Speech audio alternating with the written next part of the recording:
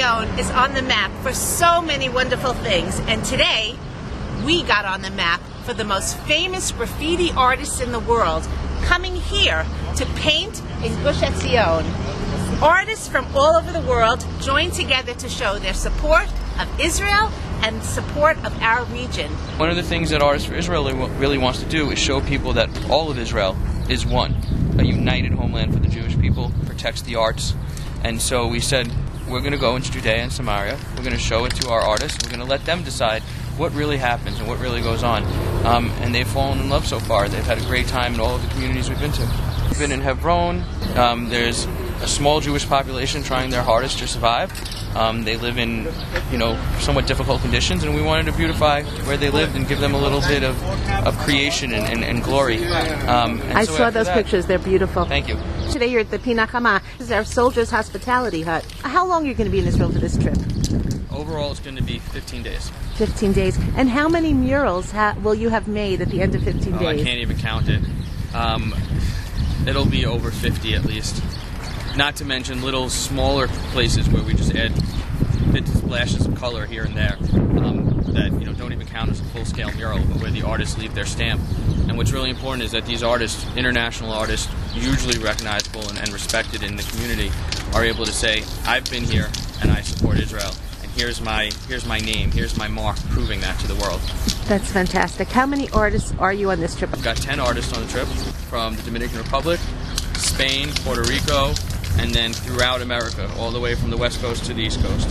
That they want to show their support for Israel, or they want to learn more about Israel. They've realized that what they see in the media is usually a bunch of lies and innuendo and misinformation, and they want to get a first-hand experience.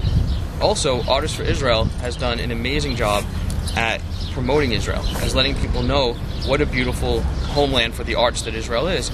Does Israel have its own graffiti community? Oh, absolutely. Have you ever met any of our graffiti artists? Of course, about 5 that travel with us from Israel. The name of the group is AFK, the Always Fresh Kids. They're known throughout Israel as being the #1 graffiti collective in the country. They do murals throughout the country. They're amazing.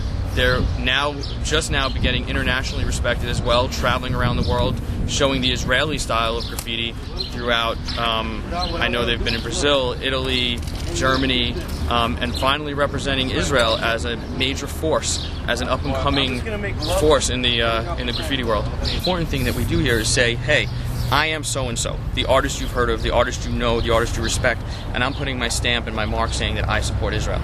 So most of the time it's going to be some variation on their name or on the style that the international community is used to, because all of a sudden you'll notice that the credibility in the newspapers or in the social media increases dramatically when these artists are here. Even tourism.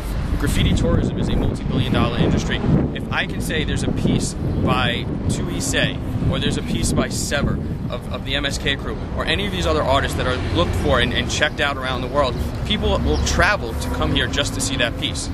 So we don't always want to just put up a pretty picture that you can pay any artist to do. It's kind of this great amalgamation of the traditional pictures and images of Israel mixed in with the modern interpretation and the names of the graffiti artists. Tuise and Ski, who are part of a collective known as You Are New York. We have Utah and Ether, who are part of the MUL, or Made You Look crew, who travel the world putting graffiti on subway systems of basically every train throughout Europe, South America, and I think most of Asia at this point, and of course North America.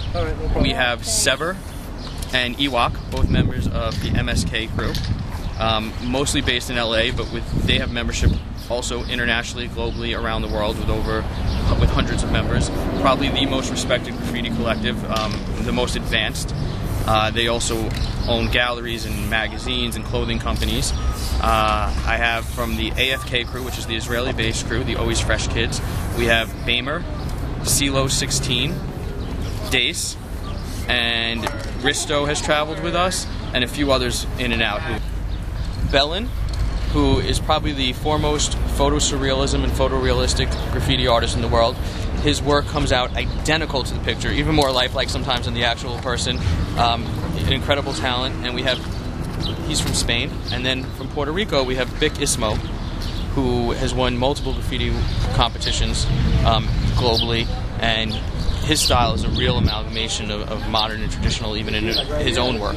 They're currently working together on a piece right now with the tree of GushEtzion incorporated into the skyline, and then their names mixed into it, saying, "We are here, we too are part of this tree, this growing tree of GushEtzion." Where are they putting the tree? They're right on the back wall over by the pillbox.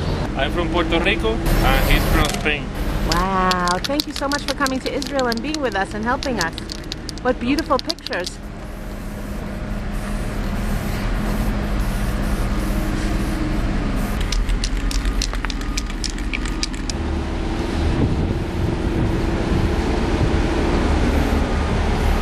This is the point. Everyone knows that they're volunteering, that these pieces of artwork, if you were to pay them to do a mural of the scale that they do, one of these murals at the minimum would be $50,000. And they've done about 50, they're going to be by the end of the trip doing about 50 of them around the country for free.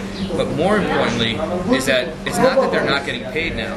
They're not making the money they'd be making at home. These are all freelance artists at this point. So this is 2 weeks out of their life where they're not doing any of their own business. We provide them with airfare and 2 meals a day. And of course we pay for the supplies, the spray paint. Other than that, all of their time, all of their energy, all of their work is completely volunteered. They do of course get something out of it. They get the fame of traveling to a new place, they get to experience Israel, but little do they know how much they're going to love it. Within the communities, the support and the love and appreciation from the people has been probably the thing that most touches our artists, is when they get that human connection. How many cans of paint does it take to do a mural like this? It depends of the number of the colors, like 30. Wow.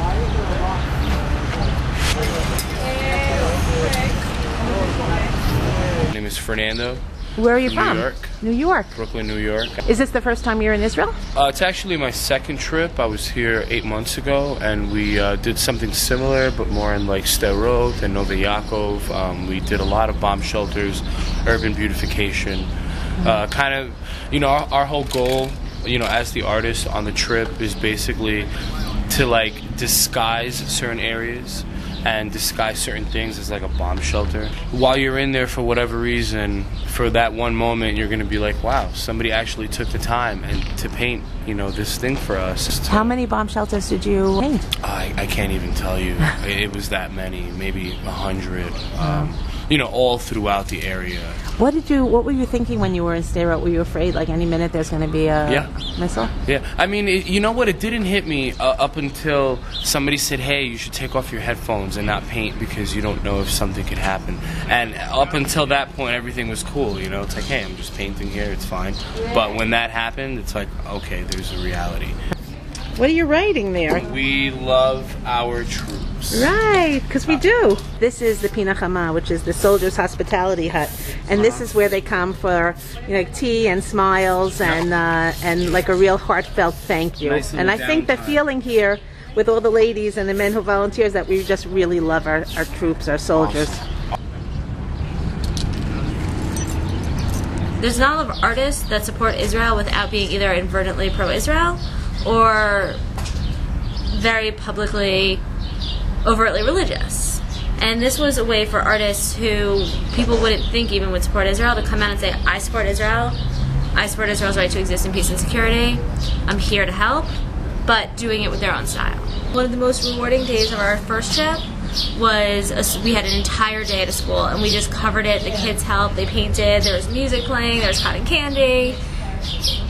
It's really about the connecting. I mean, they can do their art anywhere, and they can be told to do different things and asked to and whatnot, but what they're really doing, especially with the kids and the people and connecting and feeling, and it's different. It's different than sitting in your studio and creating a piece of work. Right. This is a joint venture thanks to the One Israel Fund in coordination with the GushEtzion Foundation.